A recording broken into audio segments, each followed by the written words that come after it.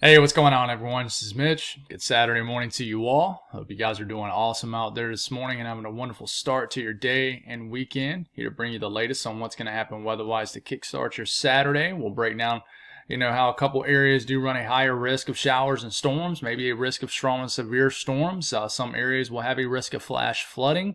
But all in all, that's going to be the most active thing weather-wise that potentially could happen today. We're in a pretty much a steady, quiet summer flow out there. This is more so your average type summer stuff. When you compare this summer to last summer, which was very abnormally active in regards to severe weather, this summer is a lot more average. So we will continue to break down what's going on out there every day, just like we always do. And we will kind of zoom into a couple areas that I am watching that maybe, like I said, has that higher risk of storm activity for today. After we get done covering the entire lower 48, we'll give you a little bit of information on the days to come as far as strong to severe storms. But I'll tell you guys, there's not a whole lot to really speak on in regards to severe weather, but we will, show you guys kind of the Storm Prediction Center outlook days for the days to come. And then we'll give you an update on the tropics. We'll speak on a couple things, a little bit more detailed than we've been doing, and we'll just talk about how I do think that it will take a little time to get the stage set, but once it is set, like I've mentioned many times throughout the last several days, it could be a light switch from being not active at all to very active. So we'll speak on that. We'll break that down a little bit for you folks. And then we'll let you guys get on with your day. If you guys have not subscribed, certainly consider doing that. Like the video if you like it. Doing this video has been a very big struggle this morning. I've had to start over multiple times, which is odd because I've not really had to deal with that for the last 10 or 11 days. It's just been easy for me. But I lost power about 6 or 7 minutes into making the video already this morning. So I've had to start over, pull up all the tabs again. My cats have been going crazy.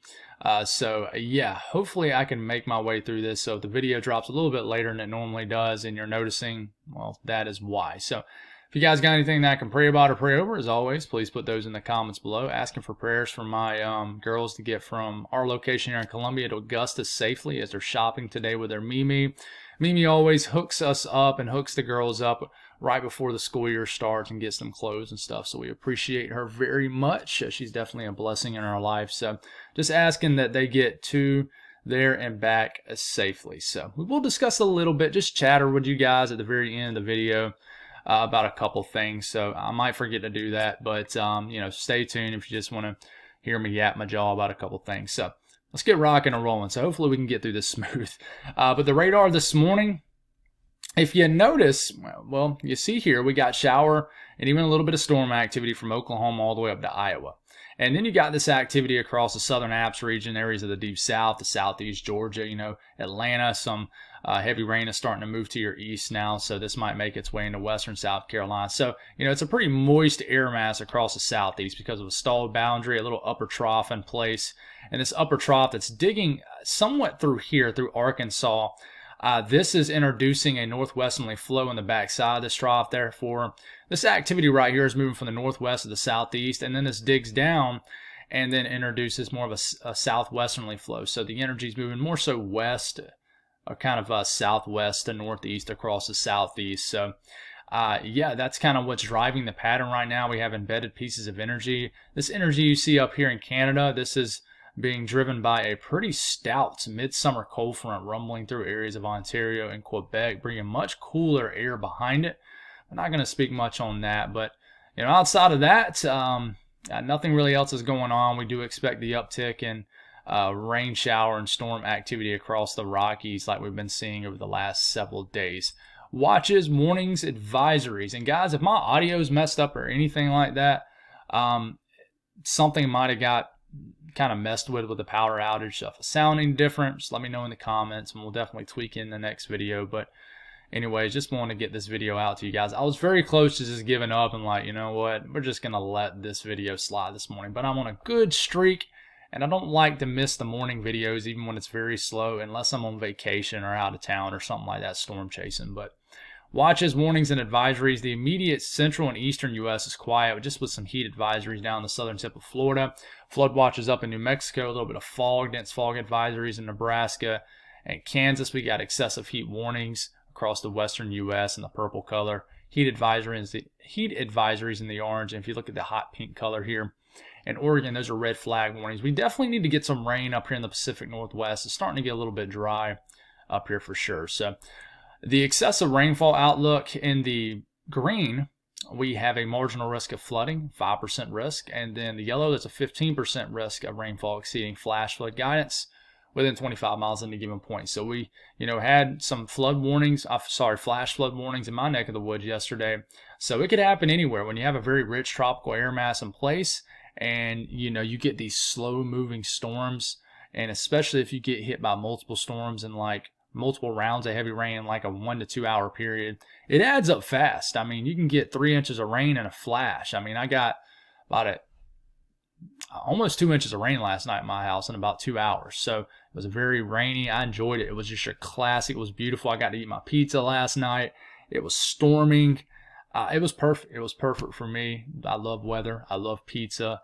It was a beautiful combination. So, but anyways, slight risk. Do have that higher risk of flooding across New Mexico and even Arizona today. The Storm Prediction Center, as of right now, there's no slight risk. We'll have another update here probably in about 45 minutes to an hour. Marginal risk across the high plains all the way down to portions of central Texas. Marginal risk across the Carolinas and areas of Georgia, including Jacksonville, Florida, all the way up to Richmond. Well, not quite, but about Norfolk, Virginia. So some of these storms could pack a punch today. All right, just some gusty winds, maybe some hail, but probably just some gusty winds is the main threat with this. Tornado risk, pretty low. Speaking of the southeast, we'll take a broad look at it first. And, we get into about midday, early afternoon. Widespread shower and storm activity already popping up in Alabama, Georgia. I look down here in the panhandle of Florida. You guys could get a good bit of rain today. And there's another more concentrated area up here that really needs the rain, which is like in Virginia, the Piedmont of North Carolina. Look at all this shower and storm activity ongoing. Could even get more of a flooding risk in the Delmarva area today in the Tidewater. But, South Carolina, areas of North Carolina, maybe not as much rain today. It looks to be favoring Alabama, Georgia, northern Florida. And then kind of up here in the upper portion of North Carolina into Virginia, the Delmarva, the Tidewater area. So we'll watch, but it could be a lot more widespread than what this is showing for South Carolina, North Carolina too. But then, we get into the overnight hours, wake up tomorrow morning, and we'll have an opportunity to do it all over again. But, a closer look at my friends here in the Deep South today, and we'll kind of move through the morning. I mean, look, this is like lunchtime. It's showing that widespread shower and storm activity is going to get going from Birmingham down to Auburn, Dothan, Columbus, down to the panhandle of Florida if you're vacationing. I mean, all the way back into the bayou of Louisiana, just widespread action. Could get a little bit more. I wouldn't be surprised they introduce a slight risk of flooding here in portions of Alabama and Georgia, but widespread rain expected in the southern half of Alabama and especially southwestern Georgia and the panhandle of Florida today. And of course, with the loss of daytime heating, things begin to chill out a little bit. And then another area I'm watching is up here in Virginia and surrounding areas. I mean, we make our way to about midday, early afternoon. Some shower, some storm activity.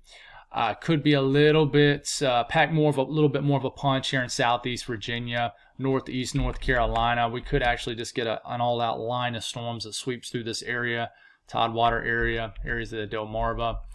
And gives you guys a pretty stormy afternoon and evening. But all in all, we kind of look at rain for everybody. The National Weather Service does pick up on kind of that, lull area, if you will, across South Carolina. Not as much rain. North Georgia, northern Alabama. I'm kind of confused at why they have such low amounts here in kind of like southeastern Alabama. I think you'll have an opportunity for more. But in general, you can see how this is just kind of scattered about, right? And you can see the dramatic cutoff up here in Kentucky back to Arkansas where no rain is expected. You can actually quite literally see where the upper trough is in place across, let's look at the central, across the U.S. So I don't have anything to draw. I didn't pull up my Epic pen, unfortunately. But you see how you have this weird little gap right in here? There's an upper trough in place here. and this is bringing kind of an area of drier air. So you have northwesterly flow right into here, southwesterly flow on this side. So it's pretty cool how you can actually see it on the precipitation map here. But the Northeast today, it's pretty quiet, except once you get down to the mid-Atlantic. Everybody else, quiet. We get into this afternoon. Cold front will try to enter the picture here, and this will introduce some showers in northern Maine. These could eventually overnight maybe drift all the way into northern sections of Vermont, New Hampshire, and upstate of New York. And could get some showers from just a little bit of southwesterly flow all the way, into southern sections of New England as we get into the wee hours of the morning. We just got to watch this cold front up here. You kind of switch this and look at dew points. And a little bit of dry air already still in place from the last drop. But see how low those dew points are up here in Quebec, Ontario? We'll see if these can try to ooze their way into the Northeast. I think they do into northern Maine, but that would bring a nice air mass for midsummer standards for sure. South central U.S., we get into this afternoon, widespread shower and storm activity in New Mexico, even up into Colorado. We'll have to watch for these storms here in the southern high plains and Texas. Just areas of showers really anywhere. I mean, this is very scattered about, as you can tell. It's kind of hard to concentrate on one area. What I do know is New Mexico will certainly have a higher risk of just widespread showers and storms. But there could be a complex of storms that could be surging through, areas of like western Texas this evening. Could have some strong to severe storms even up here in southern Kansas, anywhere in Oklahoma. But just nothing is really just concentrated in one area once you get away from the Rockies. But after we get off, after midnight tonight, maybe some more congealed area of storm activity in Oklahoma could be making its way through. And we could wake up to a pretty soggy start from Oklahoma City, Tulsa down to Dallas. It could be waking up to some tropical downpours along the Texas coastline and the Louisiana areas coastline too. We'll just have to watch. But I think it'll be pretty quiet down here throughout the day. But New Mexico, between now and the next 24 hours, some areas could see hardly any rain. Some areas could see about a half an inch of rain. So in general, a pretty widespread area of the state has a pretty good shot at rain today, but it just depends on if you get hit by these showers and storms, but they do look pretty widespread. Some areas could pick up an inch of rain. It just depends on how often you are hit today. The north central U.S., it's pretty quiet weather. We're going to deal with a little bit of activity in Iowa throughout the morning, and then just kind of pop-up activity with this northerly flow from really anywhere. This is very isolated in nature, kind of one of those 30 to 40% chance days. But you stop it here. This is around 8 p.m. Central Time. Got some storms up here in northeast Minnesota, a little bit of action in central Minnesota, a little bit of pop-up in the Dakotas, northeastern Wisconsin, a little bit of rain shower activity, but it is not very widespread, and not everybody will get it. But there is a chance of it for sure. But outside of that, there's nothing too crazy, but you are starting to introduce a little bit more energy in the picture when you compare it to the last couple of days. Speaking of energy, once again, another big day of energy out here in the Rockies. Could have storms all the way up here from central Montana. Anywhere in Wyoming could get it. Could have some more stronger storms here, especially in the eastern half of Colorado. These storms, if you live in eastern Colorado, you could get a strong to severe storm today. A lot of storm activity kind of congealing down here in southeastern Arizona, where we do have a little bit more of a flooding risk. Look at these shower and storm activity ongoing here in central Nevada. Maybe Lake Tahoe get some storms.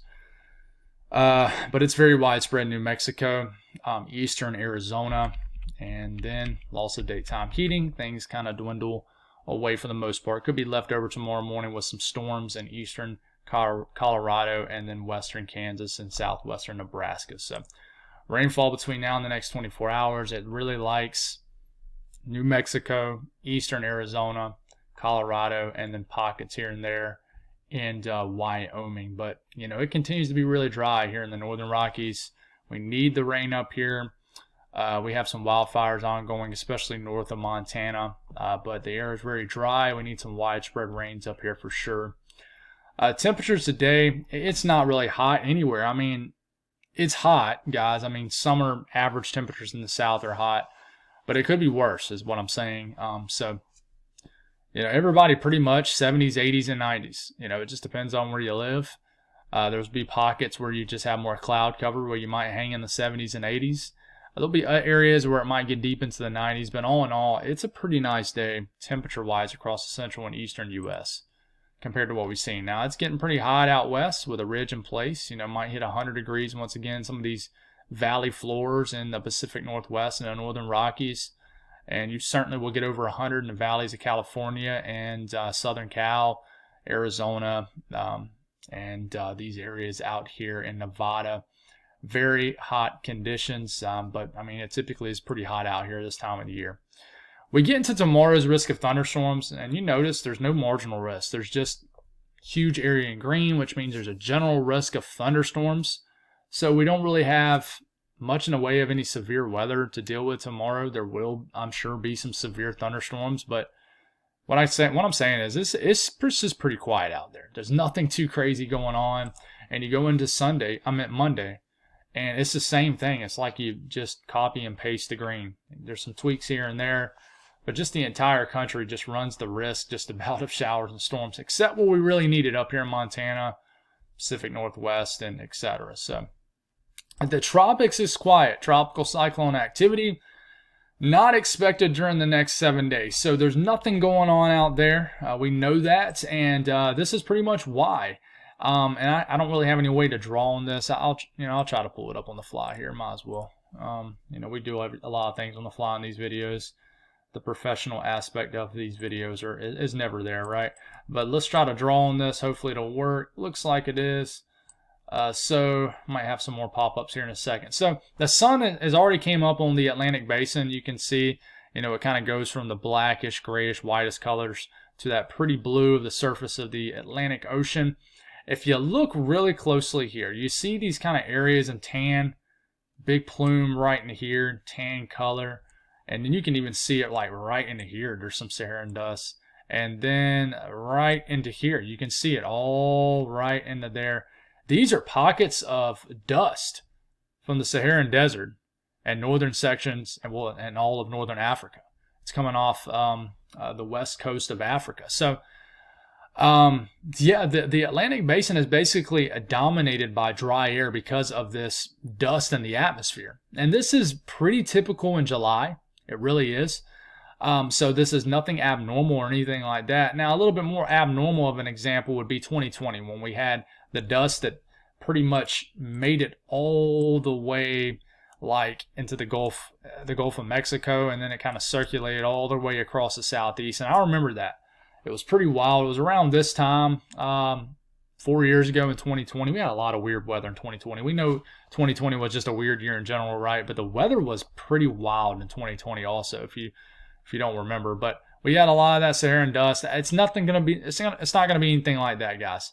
But these pockets of dry air is pretty much dominating. It's not really one singular pocket. It pretty much is like all the Atlantic Basin. We'll kind of stop it here. You see there's those tan colors, the brown right in here, brown here. That is dust in the atmosphere, just creating a sinking air environment, limiting any rising air for any tropical waves to get going out here. So that's what's going on. We're just in an unfavorable phase for tropical activity. Now, I do want to switch gears and look. I don't look at this much out here in the Western Pacific. Like, this is Asia. You got Japan over here. Up here. But you see this area right here. Remember, we talk about the colder cloud tops indicated by these whites and black colors right here. So we do have a tropical depression right here. So tropical activity a little bit more active out here in the Western Pacific. So what we watch for is we have a little bit better of a phase over the Western Pacific right now. We have a rising air phase. It's a favorable MJO phase. This will eventually shift into the Central Pacific and then into the Eastern Pacific. Once it gets into the Eastern Pacific, okay, that is when I think we will start to see how, right off the coast of Mexico, Central America, we might be talking about maybe some tropical waves at the end of the month. As we start to get into August, that's when that favorable phase begins to shift into like the Caribbean, the Gulf of Mexico, and then eventually it'll shift into the kind of the MDR, the main development region. We'll kind of take a huge look at this here and explain what I'm talking about. So this is Eastern Pacific, Gulf of Mexico, Caribbean, and then the Atlantic, right? So what I think is going to happen is this area is going to get active in the coming maybe 7 to 10 days. And guys, when I say active, I don't mean, category 3 or 4 hurricanes. I think that there might be a little bit more of a favorability for tropical activity as we get to the end of the month, beginning of August. And then once we get to the beginning of August, I want to watch how a favorable phase kind of moves into this area. So we might have to watch for a little bit of a spin up, maybe some CAG, Central American Gyrum, some action here that could spin up maybe in the Caribbean, maybe in the Gulf of Mexico. But I'm not betting on that. And then we'll watch the favorable phase kind of move into the Atlantic. And then that's when it's game on. The stage is set, the table is set, and I think that will happen. Honestly, I think we need to get about 10 days into August. But we could start to see signs of it in the models right as we turn the calendar from July to August. So this is going to move west to east. That's how this moves. These phases, they move. You got rising air phases and sinking air phases. And right now we're just in a sinking air phase across the Atlantic, which favors that dry air, allows for that Saharan dust. And we saw with Beryl how, one, it was super early in hurricane season. There was dry air out there because of the Saharan dust, but we had a favorable phase of rising air. Rising air meaning there's this allows for an atmosphere, and ingredient wise, I guess you would say, for the shower and storm development out there. So once that favorable phase got over the Atlantic, it did not matter too much about the dry air on top of the storm, as we had a thriving and just very healthy tropical wave. It eventually turned to Beryl, and we ended up with a Category 5 hurricane on July 1st. So I think that tells you how it's a ticking time bomb out there. It's like the Atlantic's just sleeping. It's just dormant, but eventually it's going to wake up from its slumber, and it could be game on. So we'll see what happens with that. I will kind of give you an example. And we'll go right back to 2020, right? So 2020, we had some systems. We had some systems in June and July, and in fact, by the time we were already in early August. I think we were already at the I name. We hadn't even got to the D name yet. So comparing it to that, I don't know. It's going to be hard to beat. 2020 was one of the most. I think it was the most active hurricane season on record. It was. I mean, we got deep into the next alphabet. So I think a good example of what could potentially happen, though, is if you look back in early August of 2020, we had Isaias. I still can't pronounce it correctly. Isaias, I believe is how you spell it. It was a very tricky one to talk on, but that affected areas of the Carolinas all the way up to the Mid-Atlantic. It brought in nasty flooding and tornado threat across the Mid-Atlantic. But up to that point, it wasn't quiet, but there was nothing crazy, nothing high end or anything like that. And then we had that, and then we had Laura, and then it was game on. Sally, Delta, Beta, we had Zeta. I mean, we went all the way to Halloween, guys. So just note, it's quiet now, but things could flip very, very fast. So that's pretty much all I got, guys. I will mention, there's been a couple comments that I want to acknowledge for any new people that are to my channel. I've had a couple people mention, Mitch, can you give us an early preview on the winter coming up? For you people who don't know, I don't do seasonal forecasts. There's a lot of channels that do it, and I think some channels, do it because I think they do a great job at it, I should say. But there's a lot of channels out there, and I'm not going to say any channels. There's a lot of channels out there that do these winter forecasts, and they only do them because they know the audience will click on them. They know that is a favored thing for the audience to watch out there. So they keep doing them because it's their highest viewed videos. And you'll see them, they'll say winter forecast 2024 2025, and it'll have all these pretty colors. It'll say Winter Battle Zone. People love to use that.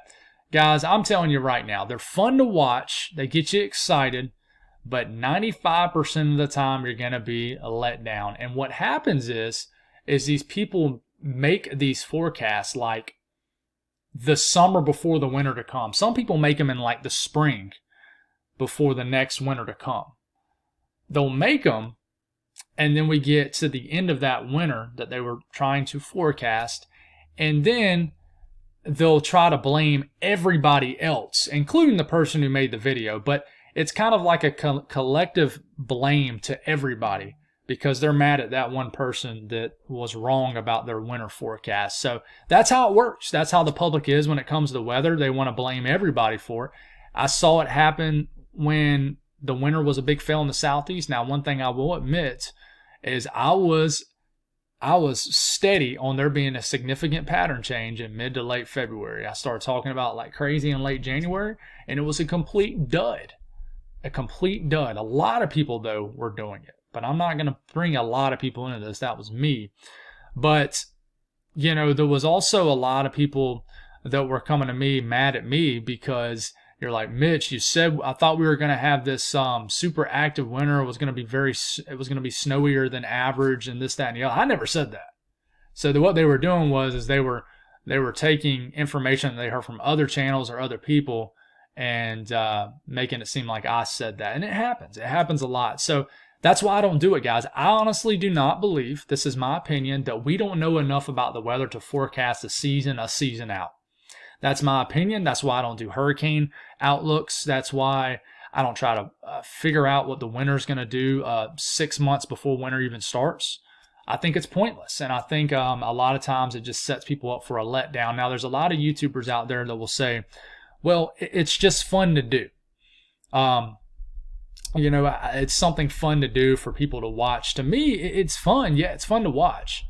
But it's like, if I told you something that you really, really enjoyed hearing, right? If I told you something that you really, really enjoyed hearing, but it's like you still, and I'm telling you what you really, really enjoy hearing is going to happen. But deep down, you know that you're not completely sure it's going to happen, but you're so happy that you're hearing someone telling you it's going to happen that, you know, you're going to believe it. And then it doesn't happen. So it's like, I don't want somebody to tell me that, hey, something really cool is going to happen 6 months from now, but they're not giving me any valid information, valid reasoning on why it's going to happen. You know, I'm going to listen to you. I'm going to listen to you until the cows come home. I'm like, yeah, that's cool. That's cool. But, you know, at the same time, I'm going to sit back and watch to see if it happens. You know, I'm not going to put in my head, you know, that's exactly what's going to happen, you know, but I know I'm just kind of rambling, guys. That's why I did this at the end of the video. And even my cat's mad that I'm rambling. I can hear my cat meowing in the other side of the door. But you guys get what I'm saying, you know. So just be careful what you believe out there. That's what I'm saying. And that's why I don't do them, because I don't want to lead you guys astray. I don't want to say something that I don't really believe. For example, you remember, guys, when I was promoting the Tempest weather station about a year or so ago? I quit promoting it because I didn't like it. You know, at the end of the day, after a few months went by, I think it's a great weather station, but I didn't specifically like it too much. I think it's an awesome learning machine, but I didn't really like it too much. A lot of people love it, but remember, I was kind of giving you guys a code for a big time discount, and I got a free weather station out of it, and I still use it, and I think it's great, but I prefer ambient weather stations over Tempest. So I didn't feel right promoting it, so I didn't anymore. And I'm not going to promote a product that I don't specifically like. I'm not saying it's not good, because it is a great weather station, but you get what I'm saying. I'm not going to promote something that I'm not a huge fan of, and that's why you don't see much of that on this channel. Like, I'm not going to promote a random company's out of Arkansas's AC company that I don't know anything about. You get what I'm saying? So anyways, there's your nice rambling for about 7 minutes. I'll make sure I put a timestamp up for that so you guys don't kind of fumble into this. But God bless all y'all. Y'all have a wonderful day, and I'll talk to you again tomorrow morning.